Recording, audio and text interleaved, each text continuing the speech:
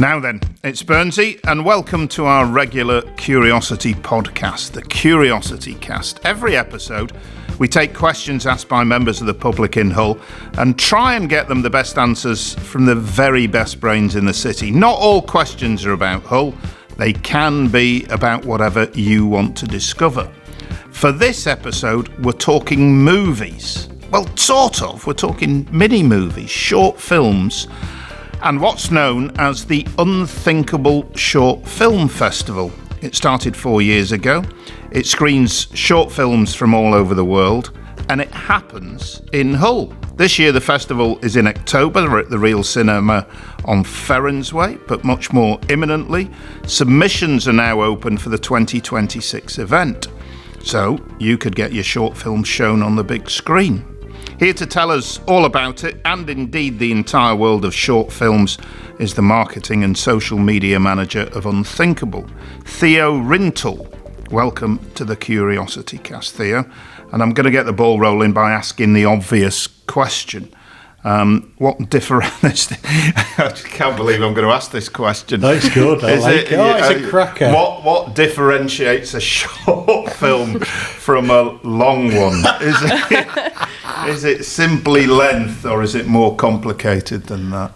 It is basically length. I think it's more down to the different categories that come from film festivals. So obviously a feature film would usually, that you've seen the cinema, would usually be about an hour 20 over that. You wouldn't really get one lower, but in our film festival, we do up to 15 minutes or 20 minutes. That is a short film, but you do have mid-length ones as well, which this year we are actually opening the mid-length film category, but that is like up to 45 minutes. But I'd still consider that a short film. Right. Is there any mid-length film festivals? I don't even think so. I think it's more just a film festival that has mid-length films, or a short film festival that also has mid-length films. It's just a weird little limbo, but yeah.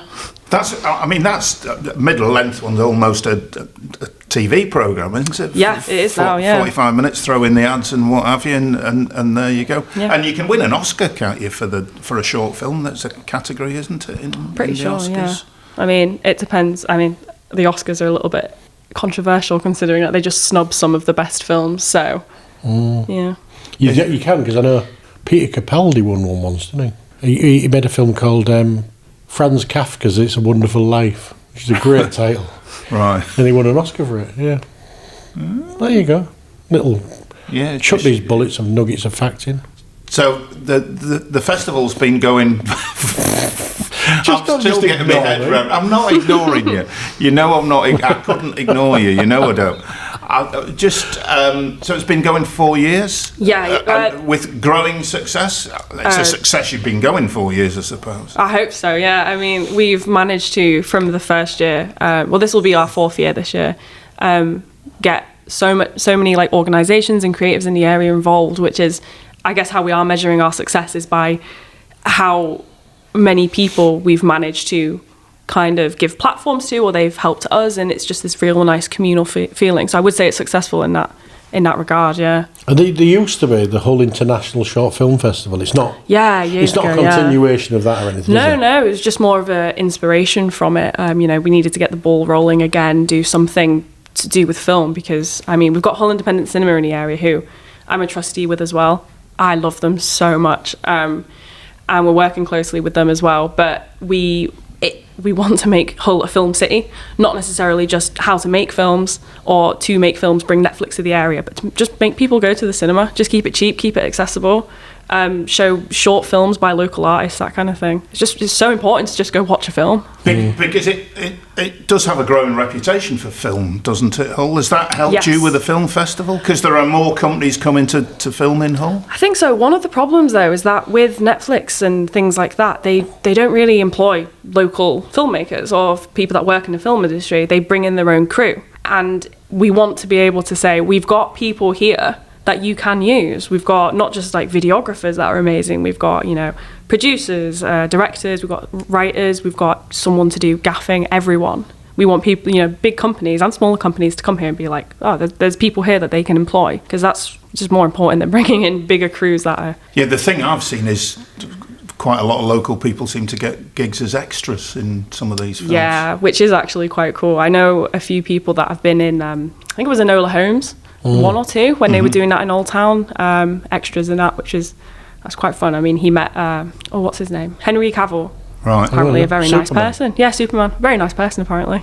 I'm out of my comfort zone here. I've watched films and I've been to the pictures and everything like that, but You do realise they haven't called them the pictures since 61. 1861. No, they were, yeah. You've been to the moviola.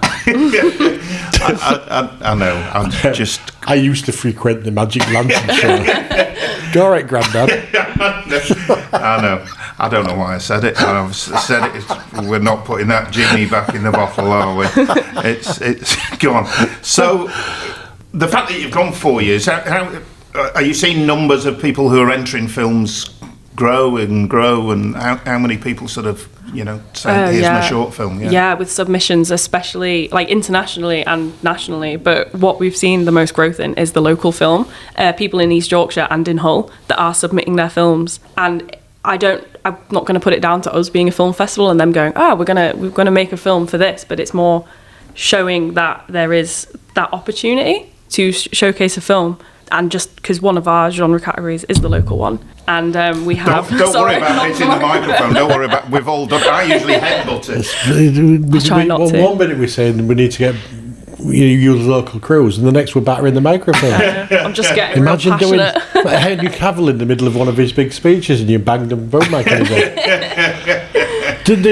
So there's more local films, and this is an awful question. I'm really sorry. Are they better quality? I don't really know how you measure quality. I mean, a lot of these films that we've seen over the years from local filmmakers and crews are sometimes just done on one camera that they've borrowed, or even from phones.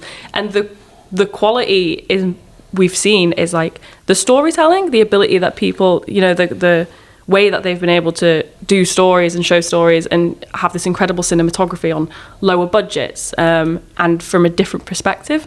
And I think that is just, it's just so unique, and it's so cool to see, and it's especially cool watching like a short film and just being like, oh my God, I've been there. Like, oh, that's in Polar Bear, that's down that street, like I grew up there.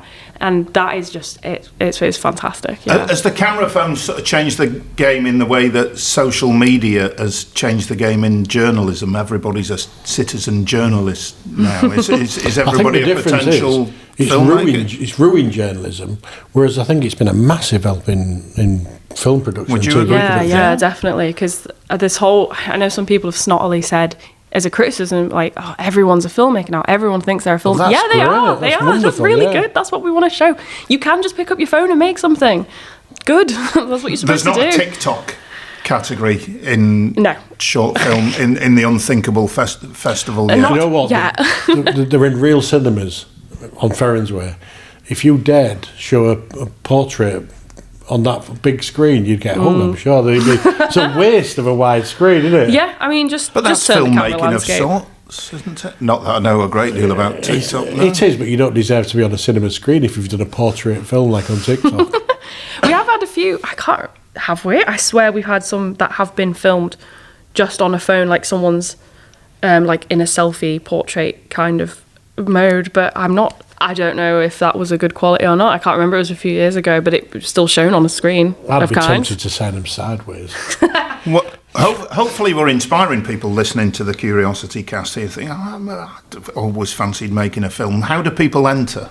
We have got some questions from the public, but me and Dave are flying them in. How do people enter, and how long have they got? So we've already opened. I think you've got until August. Just because there's quite a few films and our team is really small, so to manage to watch them all and then choose, like that, I think it's about August. But we have a Film Freeway account, and at the moment I'm pretty sure it's still on the early bird category, so it's really, really cheap to enter. Film Freeway, you just Google it, Unthinkable Film Festival, and it'll come up.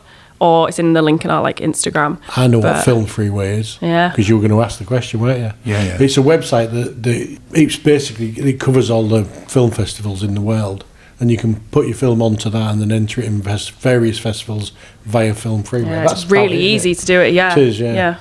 Although it does cost a couple of quid, doesn't it? Yeah, festivals, they can charge a lot. It's gone up a real lot. Really bad. Yeah, I think last year we did start at about £2, and we've had a few people that if you can't afford it, just let us know. You can have a free Because code. you make a little short film, you upload it to Film Freeway, which Yeah. I don't know if that's free or if that costs in the first place. Enter 5 festivals and 200 quid's gone out of your pocket. Yeah, isn't it? some of them are really expensive. now. They used to be free or next to nothing. Yeah. And it's become a real cash cow for I think people for festivals are just, some of them are up their own arse a little bit. Do you know what I mean? Like, just keep it accessible. It's film. It's not the royal family. It doesn't need to be expensive. And are you getting entries from right across the world then? Yeah. I had a look the other day because I was curious at what we got, and I was like, we've got stuff from Korea, we've got stuff from China, we've got stuff from Ukraine, just literally everywhere.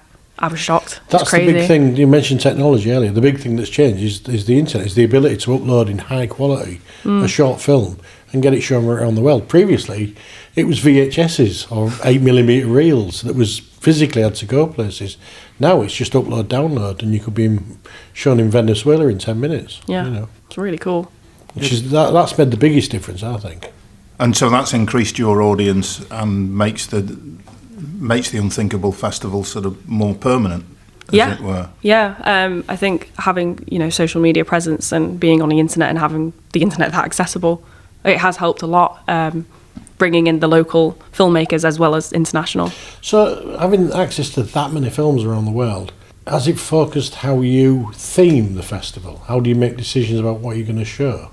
It does a bit, because obviously we want to keep it focused on local filmmakers. I mean, that's what we're here for. It's for Hull, like by people from Hull, that kind of thing. But we also still want to make sure that we're showing variety and diverse variety of films. But I think that's the important thing, is bringing together international, national and local filmmakers and making sure that there is a good ratio of what we're showing. So I think trying to find that balance. Luckily, that's not my job as programming, because I did it in the first year. I was watching films, I was like, this is not for me. Oh, I can't do it. And is there a theme, or is it just you found the best ones available? We've got different genres, yeah. Right, so we've got narrative, documentary, animation. We've got, oh my God. So the theme wouldn't be war or romance? No, anything. We even accept like music videos. We've got silent films this year as well. Right. Just anything. And presumably, like you said, programming, you've got to find the film, and then you want to put it up against or alongside something that complements it. Yeah. Oh, yeah, because our programmer Martin last year,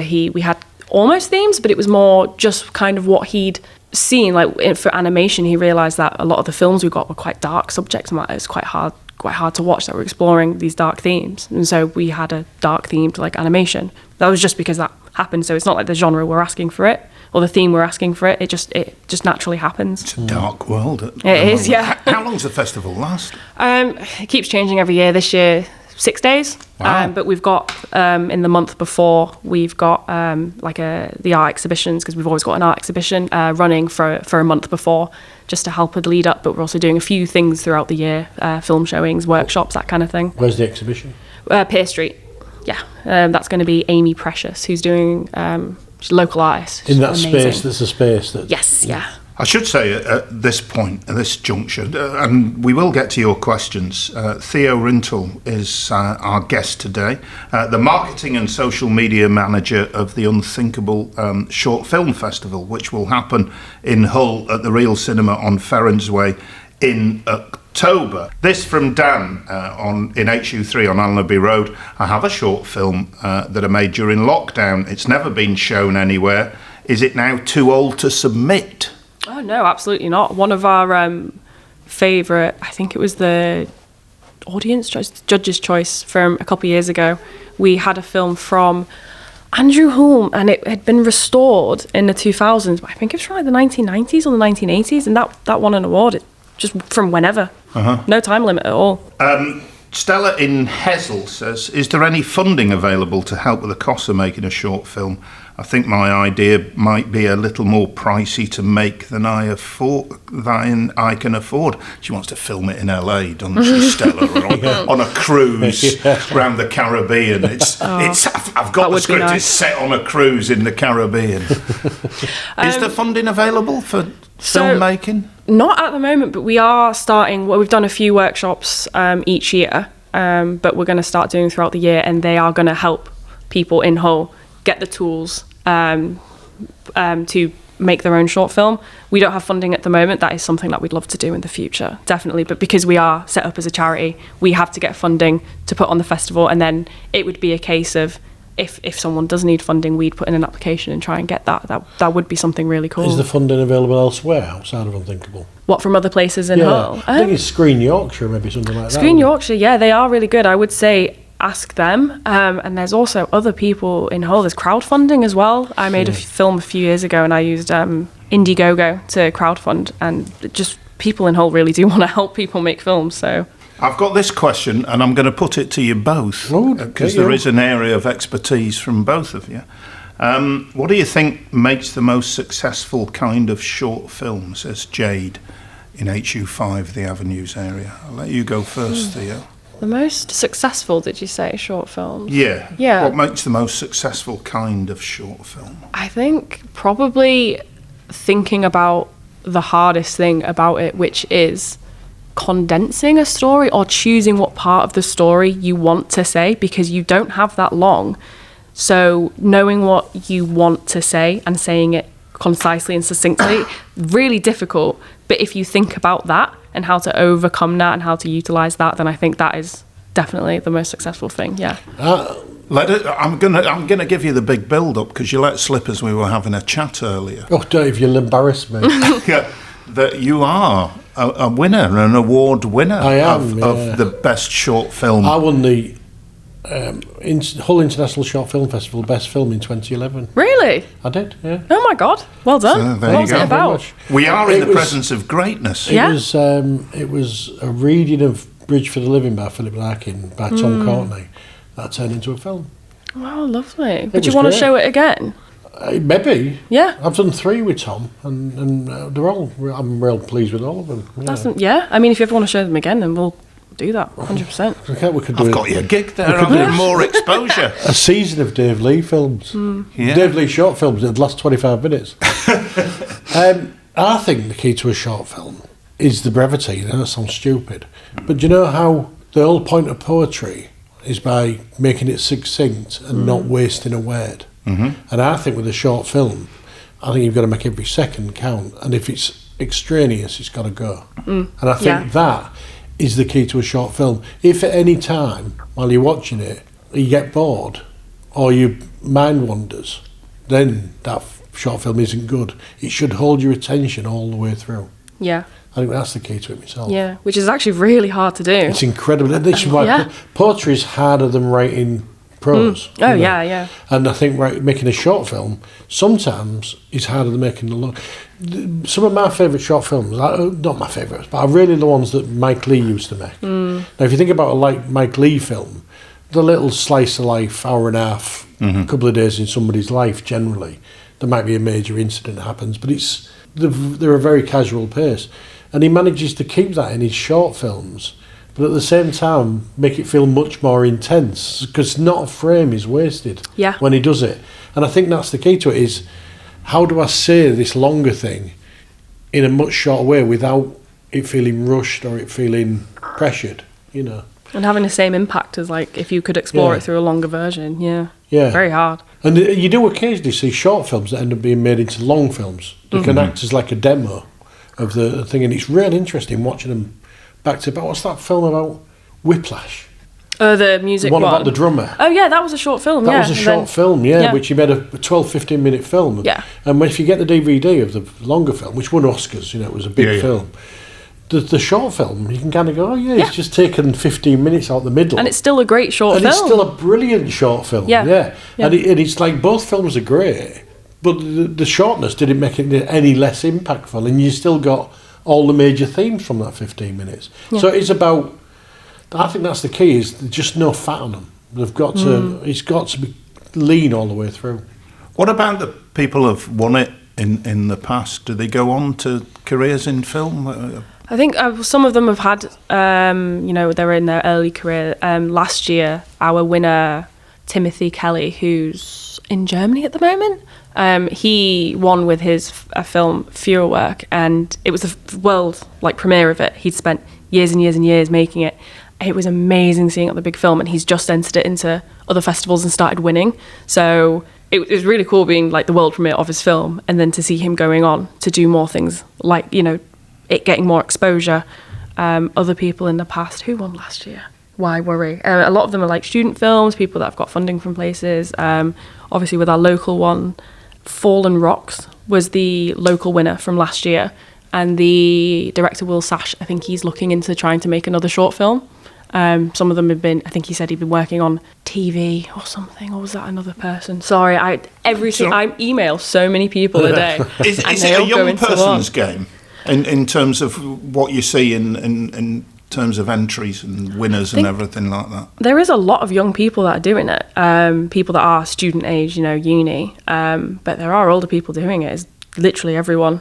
Because it's a good entry point for people. You know, you can make a brilliant 1 minute film, 2 minute film without any kit or just your phone, as long as the idea is solid enough. And a lot of, you mentioned TikTok earlier, TikTok, Instagram, a lot of the stuff is very inventive that you're seeing on there, and it's basically short films just sent out via social media.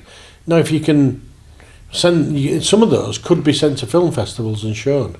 You know, so it's you know, as well as the equipment being democratised, so's the access to. You couldn't think about making a feature film and it being easy. No. Whereas you can make a short film relatively simply. All you need is your phone, really. You know. But a decent story. Yeah, or a decent idea. Yeah. It's got to be the idea more than the story. A lot of short films don't have a narrative, do they? But they can be one-trick ponies. There can be an extended gag, or there can be a surreal animation. There can be all sorts of things, as long as they hold your attention for the length of that film. As long as they are self-contained and make sense within themselves, you know. And then you can be any age to do that, can't you? Oh yeah. I think what we do want to do is, even though we want to support the young people in Hull, it would be great to have every single age involved. It would be amazing. Have an over 50s category. Yeah, exactly. Will you qualify? Only just. Right. Not scraping. Yeah. About 7 years. Just checking. Steve asks an interesting question. Steve's in Gypsyville. Are there any local short film clubs or societies in the city? Not that I know of. Oh. I wouldn't say so, actually. There used to be one at the university, but I'm talking 20, 30 years ago now. Yeah, I mean, I've not heard of them, so I'd have to say no, but I mean... So everybody's working independently? There's not somewhere you can go and with like-minded people? Yeah, that's the problem we've seen in Hull, is that, and I think every single creative in the area, film, art, whatever, they've experienced this, is that there is not one core hub that people can go to and talk to each other. It's just so disconnected, and everybody just... I think that's what we want to do, is bring people together, but it is happening the more in the past couple of years, is creatives just putting a foot down and being like, where do we go? Who do we talk to? Does it need an arts club then in the city or something like that? I don't know. Possibly, yeah. Thinking off the top of my head once a month. There's quite a few. There's Juice Studios in Hull. They do a lot of like workshops. People can go. There's Makerspace, obviously upstairs here. Oh yeah. So there are places to go. We're in Hull's Central Library. If you want to know, you can on the Curiosity back catalogue. You can find out all about Makerspace and what goes on up there. It is great. Because you made a series of short films about it, didn't you? Yeah, I just didn't really have a great deal to do with it other than trying to get the words out in the right order. I wouldn't say they're award-winning, because they didn't win anything. Yeah, but I would say, did we put them in for any? No. A couple I would say a couple of, particularly your performances, are award-worthy, though. We'll put it that way. Yeah. My award-winning is more in the field of radio. Morally, you won. Yes. You know. But physically, you didn't. Morally, you won. I like that. Well, that as an award this year, the moral winner. Yeah. That's like coming last in the races at school. Yeah. Morally, you won. They give a medal just for turning up. Participation trophy. Yeah, that's it. Thank you for that pat on the back. So there's an idea. Maybe an arts club for artists in the city of Hull. How much, we've sort of touched on this, but just in case we'll sort of reinforce it from George, Beverley Road area in HU6. How much does the quality of the footage in the film matter? Would it be acceptable to shoot the film on my phone? I think we know the answer to that. Yeah. Unless it's a 25-year-old Nokia. You know. Oh, that will look really cool. It could look really exactly. It could look really Could you film on a 25-year-old Nokia? I don't know. You can play Snake. Yeah.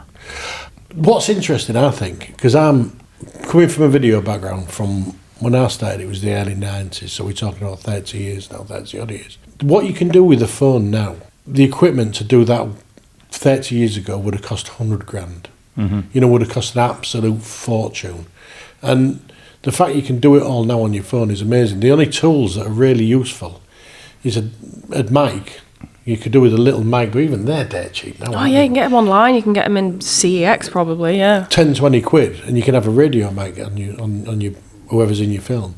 And I think it's useful to have some kind of extra lens. You can get the little lenses, yeah. Fix on your phone, because it's useful to have a wide angle and all that kind of stuff. Yeah. But apart from that, your phone's absolutely ideal for doing stuff. And even with the little things like the microphone or anything, there's people that you can just borrow it from as well. Yeah, absolutely. People that I've interacted with in Hull are so generous with their equipment. The good, high quality, lower quality equipment. They're just happy to. 28 years later, we shot a lot of it on iPhones. Yeah. So it goes to show you. I mean, but they have all the extra. Did you see the pictures of it where it's like tiny iPhone and then this massive rig around it? It was crazy. Yeah, an iPhone with £20,000 worth of stuff around it. But you can replicate that in a lot of ways. You've just got to think about where the weaknesses are. And I think the weakness predominantly is sound, because you only need a gust of wind and it ruins it, doesn't it? But it is. But you could utilise that in the film. And what's ace is it's only been, 10, 15 years since we've had camera phones? And before that it was Video 8 and VHS and Beta and all that, and it was low quality and expensive. It's amazing now what you can do. So all the kids should be out there doing it. Right, yeah. If you're listening to this episode of the Curiosity Cast and you've got a mobile phone, you've no excuses. You need to be getting your entry in and having a think about it. How do people get in touch, Theo? I'm conscious of the time. Instagram, social media, we're on Facebook as well. Just send us a DM or... What do they search for? Unthinkable Film Festival? We're unthinkable.hull on Instagram, Unthinkable Festival on Facebook, or email. You can email me, theo@unthinkable.org.uk. I'm probably the easiest person to talk to. I can just send you on to someone. And is there a back catalogue so people can see what has gone before in the last 3 years? Yes, we've got a YouTube channel where we've put on the winners on our Instagram as well. We've done a few Q&As with past artists and filmmakers. We just want to make sure that people are still being continuously shown on our platform. And if people enter, can they win any money? Is there any cold, hard cash? There is, yes. Oh, do you see his eyes light up there? And trophies. Each year we've had last year we had some very nice trophies that were made from pottery. The year before we had a biodegradable one made of mushrooms, which we are not doing again, because that was horrible. But yeah, handmade trophies each year as well. When you say biodegradable, they melted as soon as you took them outside? It went mouldy. I don't think they should exist. Okay. It was an experiment. Yeah. But not again. Imagine that. I'll make a film about that. Your mouldy trophy cabinet. Yeah. The cash is a lot better. You can use that. Yeah, absolutely. Yeah. I can feel you getting involved in this. I can feel the creative juices. There's a stack of short films that I could put in. I'll send them in, yeah. Do it. I think you could give a talk. I need to do some more Dean Q&A. Yeah, well, we'll see. Well, I've sorted you out a guest, Theo. I'm a very busy man. Thank you very much for coming in. You are a very busy man. You're a talented, award-winning filmmaker. Yeah. You didn't know about that till just now, did you? No, I didn't. You've used this podcast to plug yourself, haven't you? I know, it's great, yeah. Shh. I do that every week. You're very astute, Theo. Thank you very much for your time. Thank you. I hope it goes really well. And thank you so much. Hopefully we'll talk again, and maybe to some of the filmmakers and things of course, like that. Yeah. Theo Rintoul, our guest, the marketing and social media manager of Unthinkable, the film festival that's coming to Hull at the Real Cinema on Ferrens Way in October. That's it for this episode of the Curiosity Cast. Go out, make your short film. Sounds fascinating. Remember to keep in touch with us via curiosityhull.co.uk or follow and friend us on the socials where we're Curiosity Hull on all the main feeds. We'll be back very soon with more quality answers to whatever question you'd like to ask. It feels appropriate, Dave. You shout, cut now. You never say cut. That's a cliche. Is it? Well, you just go, that'll do. Let's have a good one. Yeah.